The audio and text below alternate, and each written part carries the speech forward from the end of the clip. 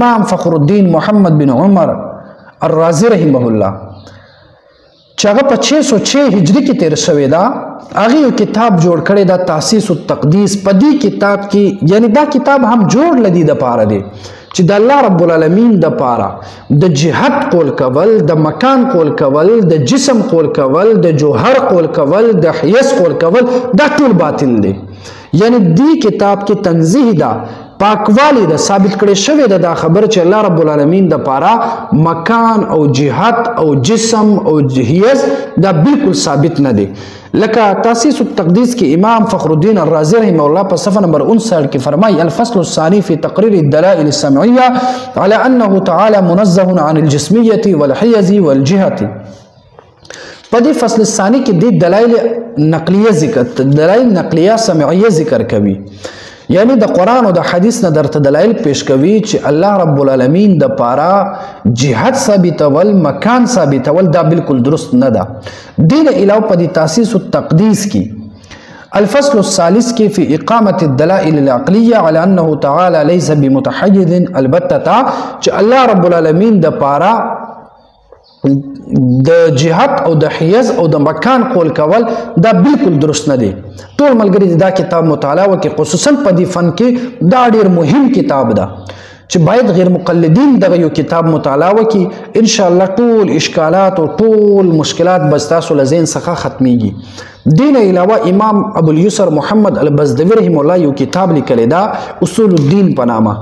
او دی هم تقریبا تیر شوی دا په 493 هجری کې.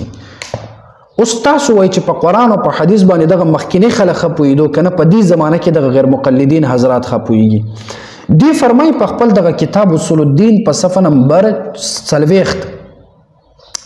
کې دی فرمایي لیس لله تعالی جهة، د الله رب العالمین د پاره جهاد دا بالکل ثابت نه دی. قال اهل السنة والجماعة، اهل السنة والجماعة فرمایي لیس الله تعالی على مکان، على المكان لا على العرش ولا على غيره، وهو ليس فوق العرش وليس له جهة من الجهات. الله رب العالمین د پاره جهاد د فوق ثابتول دا بالکل ټیک نه ده، او الله رب العالمین د پاره د عرش د مکان ګرځول او مکان اقرار کول دا هم بالکل جایز نه ده. دین علاوه دریم کتاب تاسو وګورئ امام جلال الدین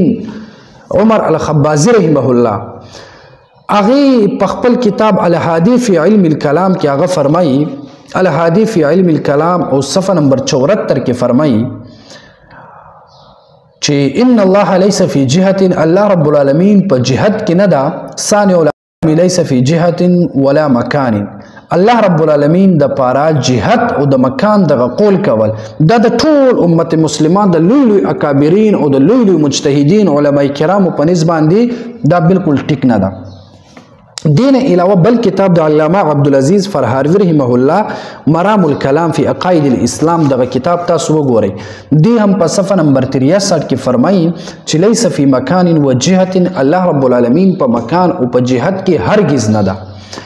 دین علاوه د علماء دیوبند متفقه کم کتاب چې دی المهند علی المفند، د دې په صفحه نمبر 35 کې هغه واضح طور باندې دغه خبره کړې ده چې مونږ هرگز دا جایز نه ګڼو څوک چې د الله رب العالمین د پاره جهت او مکان ثابتوي. لکه وګورئ صفحه نمبر 35 کې فرمایي واما الجهة والمكان فلا نجوز اثباتهما له تعالى ونقول انه تعالى منزه ومتعال عنهما وعن جميع سمات الحدوث. البتہ جہت و مکان کا اللہ تعالیٰ کے لیے ثابت کرنا ہم جائز نہیں سمجھتے، اور یوں کہتے ہیں کہ وہ جہت و مکانیت اور جملہ علاماتی حدوث سے منزہ اور عالی ہے.